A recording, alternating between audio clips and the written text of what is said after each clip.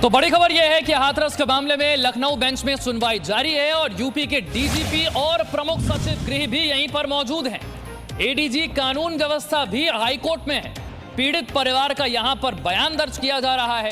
हाथरस के डीएम और एसपी के भी यहीं पर बयान दर्ज किए जा रहे हैं। हाईकोर्ट ने इस मामले में पीड़ित परिवार का बयान दर्ज करना है। यहां पर पीड़ित परिवार का बयान दर्ज किया जा रहा है। 6 गाड़ियों के काफिले के साथ हाथरस से लखनऊ लाया गया है पीड़ित परिवार को और अब यहां पर उनका बयान दर्ज किया जा रहा है। अब जानते हैं 14 सितंबर से लेकर 29 सितंबर के बीच हाथरस में क्या हुआ। ये सारी जानकारी, ये सारी खबर लगातार जी न्यूज ने आप तक पहुंचाई और अब यह मामला पहुंच गया है हाईकोर्ट में, जहां पर यूपी के डीजीपी भी हैं, प्रमुख सचिव गृह भी मौजूद हैं, एडीजी कानून व्यवस्था भी हाईकोर्ट में है। हाथरस के डीएम और एसपी का बयान भी यहीं पर दर्ज होगा। विशाल ज्यादा जानकारी के साथ हमारे साथ। विशाल, इस वक्त क्या हो रहा है? देखिए, दोपहर 2 पर ये सुनवाई शुरू हुई है और हाईकोर्ट में फिलहाल पीड़ित परिवार अपना पक्ष रख रहा है, अपनी बातें रख रहा है। पीड़ित परिवार की तरफ से और उनकी वकील की तरफ से कोर्ट में ये कहा गया है कि इस केस की जांच को दिल्ली या मुंबई ट्रांसफर किया जाए, ऐसी मांग कोर्ट से की गई है पीड़ित परिवार की तरफ से। और ये कहा गया है कि उन्हें सुरक्षा दी जाए। और इसके अलावा जो पीड़ित परिवार की तरफ से वकील हैं, उन्होंने कोर्ट में कहा है कि एसआईटी ने जिस तरह की जाँच की है, जाँच को सार्वजनिक न किया जाए, जाँच के कुछ हिस्सों को मीडिया में दे दिया जा रहा है, उसको रोका जाए। इस तरह की मांग भी पीड़ित परिवार की तरफ से की गई है। इसके बाद हाथरस के डीएम और तत्कालीन एसपी विक्रांत वीर अपना पक्ष रखेंगे। उत्तर प्रदेश सरकार के अपर मुख्य सचिव गृह अवनीश अवस्थी और डीजीपी अपनी बात रखेंगे, सरकार का पक्ष रखेंगे। और उसके बाद कोर्ट की तरफ से कोई दिशा निर्देश आ सकता है इस पूरे मामले को लेकर, क्योंकि पीड़ित परिवार केस की जांच को दिल्ली या मुंबई ट्रांसफर करने की मांग कोर्ट में कर रहा है। चलिए, आप बने रहिए विशाल हमारे साथ। हाथरस केस में अब सीबीआई के बाद प्रवर्तन निदेशालय, एनफोर्समेंट डायरेक्टरेट की एंट्री भी हो गई है। इस मामले में पीएफआई की फंडिंग को लेकर एनफोर्समेंट डायरेक्टरेट, प्रवर्तन निदेशालय अलग से अपनी जांच करेगा। पीएफआई मेंबर से पूछताछ करने मथुरा जाएगी ईडी की टीम। हाथरस केस में यूपी पुलिस ने पीएफआई के जिन 4 सदस्यों को गिरफ्तार किया था, उनसे अब ईडी की लखनऊ यूनिट पूछताछ कर सकती है। ये सभी आरोपी फिलहाल मथुरा जेल में बंद हैं। ईडी को शक है कि हाथरस में दलित लड़की की हत्या के बहाने यूपी में जातीय हिंसा भड़काने की एक साजिश रची गई।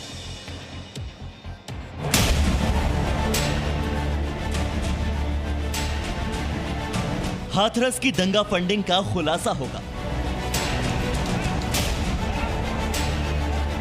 हाथरस में पीएफआई फंडिंग का एक राज खुलेगा।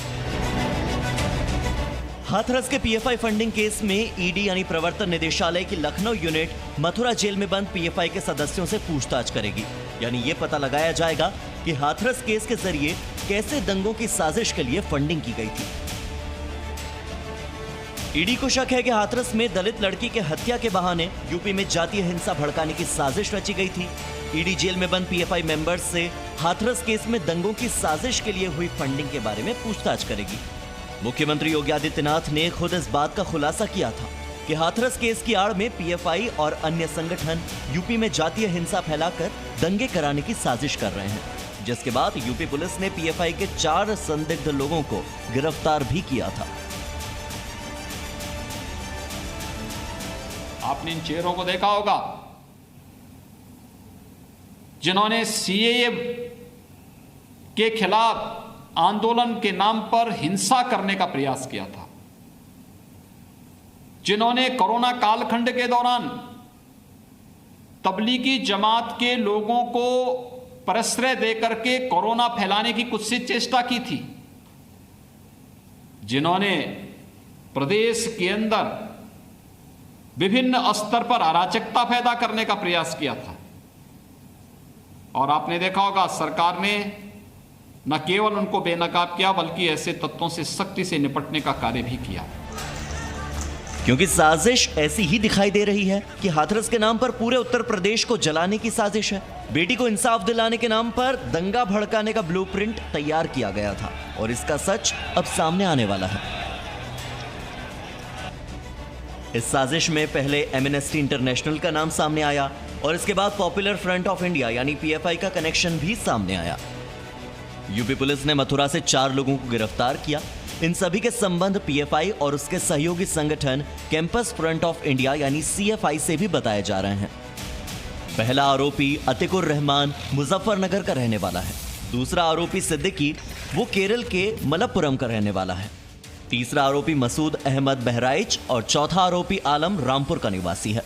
इन चारों के पास से हाथरस में दंगा फैलाने के लिए बनाई गई वेबसाइट जस्टिस फॉर हाथरस से जुड़े होने के भी सुराग मिले थे।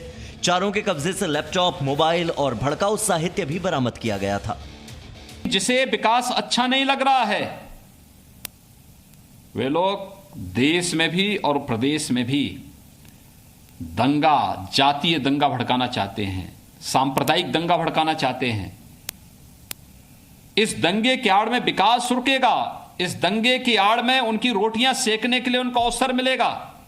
इसलिए वे नित नए षड्यंत्र करते रहते हैं और इन सभी षड्यंत्रों के प्रति पूरी तरह आगाह होते हुए हमें विकास की इस प्रक्रिया को तेजी के साथ आगे बढ़ाना है। चलिए अब आपको यह बताते हैं कि कैसे पीएफआई ने हाथरस केस की आड़ में दंगे का प्लान किया था। साजिश के आरोप में गिरफ्तार पीएफआई के सदस्य अतिकुर रहमान को लेकर कई अहम जानकारी जी न्यूज को मिली है। सूत्रों के मुताबिक पीएफआई एजेंट अतिकुर रहमान पत्रकार बनकर हाथरस कांड पर दंगों की साजिश रच रहा था। अतिकुर रहमान ने ही दंगों के लिए फंड इकट्ठा करने की जिम्मेदारी संभाल रखी थी। यूपी के मुजफ्फरनगर का रहने वाला Atikur Rahman campus front of India नाम की संस्था का कोषाध्यक्ष भी है। अतिकुर रहमान का शाहीन बाग कनेक्शन भी सामने आया था। अतिकुर रहमान करीब 4 दिनों तक शाहीन बाग में ही रह रहा था। ऐसे में सवाल यह है कि पीएफआई के इस दंगा प्लान की साजिश के पीछे और कौन कौन से चेहरे थे जिनका नाम सामने आना अब भी बाकी है। ब्यूरो रिपोर्ट, जी मीडिया। विशाल पांडे लगातार हमारे साथ बने हुए। विशाल, हाथरस के बहाने उत्तर प्रदेश को जलाने की साजिश क्या थी और इसमें अब प्रवर्तन निदेशालय का क्या रोल होने वाला है जांच में आगे? देखिए, ये जांच एजेंसियों का काम है कि इनका किस तरह का हाथ था, किस संगठन का कैसा हाथ रहा, क्या रोल रहा, क्योंकि जो घटना हुई उसके बाद से यूपी सरकार ने जो दावे किए, यूपी सरकार की तरफ से जो पक्ष आया, यूपी के मुख्यमंत्री ने कहा कि जातीय दंगे भड़काने की कोशिश की गई थी। अब इसके पीछे कौन कौन से संगठन सक्रिय थे, इसके पीछे क्या मकसद था, ये जाँच में सामने आना चाहिए और अलग अलग एजेंसियाँ भी इसकी जाँच कर रही हैं। यूपी पुलिस भी जाँच कर रही है, ईडी भी इसमें जाँच कर सकती है। इस तरह की सूचनाएं सामने आ रही हैं, तो देखना ये होगा कि आखिर वो कौन कौन से संगठन थे जो इसमें सक्रिय थे, जो यूपी में हिंसा भड़काना चाहते थे। इस हाथरस के मामले को लेकर इसकी जांच फिलहाल चल रही है, लेकिन हाथरस के परिवार को न्याय मिलने का इंतजार हो रहा है, लेकिन दूसरी तरफ जांच इस बात की भी विशाल जैसा कि बता रहे हैं कि वो जांच भी होगी कि इस हाथरस के बहाने यूपी को जलाने का षड्यंत्र कौन कर रहा था। बहुत बहुत शुक्रिया इस जानकारी के लिए। आगे बढ़ते हैं और बात करते हैं अब बिहार चुनाव की। Presenting B News app available on Google Play and App Store. Download it now.